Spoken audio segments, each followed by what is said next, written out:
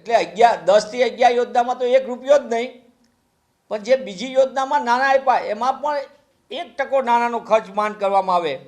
આ કહેવાતી ડબલ એન્જિનની સરકારે ગુજરાતીઓને ખાસ કરીને અનુસૂચિત જાતિ, અનુસૂચિત જનજાતિ, બક્ષી પંચ અને વંચિતોની જિંદગી સાથે રમત રમી છે. એમના પરિવારોને એમના લાભથી વંચિત રાખવાનું પાપ આ ભાજપાની સરકારે કર્યું છે.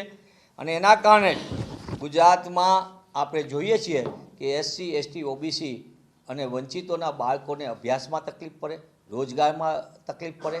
ત્યારે હું સરકારને આપના માધ્યમથી કહેવા માગું છું કે 2014માં મત માગીને ગુજરાતને ભાવનાત્મક મુદ્દા ઉપર તમે વાતો તો બહુ કરી હતી કે ગુજરાતને અન્યાય થાય છે, સતત ગાણા ગાતી હતી.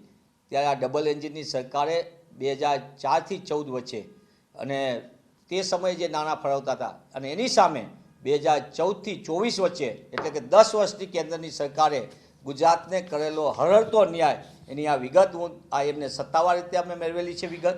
એમને લોકસભાની અંદરના પટલ ઉપર આ વાત સ્વીકારી છે કે ગુજરાતને 10 થી 11 યોજનામાં જે અનુસૂચિત જાતિ માટેની, અનુસૂચિત જનજાતિ માટેની અને સાથે સાથે બક્ષી પંચ માટેની અને જે NT-DNT છે એના માટેની 11 યોજનામાં 1 પણ રૂપિયો એમને નથી પાડ્યો. એને આ હકીકત દેખાડતું ટેબલ છે, જે વિગત મેં આપની સમક્ષ રજૂ કરી છે.